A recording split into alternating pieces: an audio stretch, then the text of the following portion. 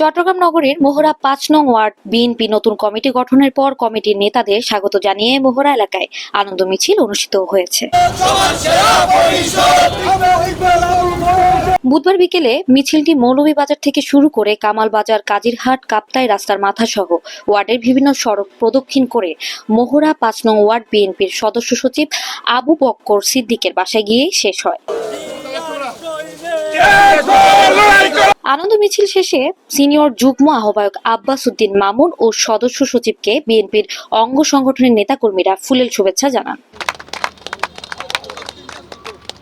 বিএনপির ভারপ্রাপ্ত চেয়ারম্যান তারেক রহমান এবং চট্টগ্রাম মহানগর বিএনপির আহ্বায়ক এরশাদুল্লাহ ও সদস্য সচিব নাজিমুর রহমানের প্রতি ধন্যবাদ জ্ঞাপন করে আবু বক্কর সিদ্দিক। আনন্দ মিছিলে অংশ নেয় মোহরা বিএনপির নেতা ইরান কন্ডাক্টর, জাহাঙ্গীর আলম কন্ডাক্টর, মহসিন শাহেদ আলী, মোহাম্মদ মাহবুব আলম, আজিজ নুরুদ্দিন, আশরাফ উদ্দিন টিপু। এ সময় আরো উপস্থিত ছিলেন জাবেদ, বুলবুল, জয়নাল আবেদিন, জুনায়েদ, ইমরান, আলাউদ্দিন, জিদান, মাসুদ সহ ওয়ার্ড বিএনপির অঙ্গ সংগঠনের নেতা কর্মীরা।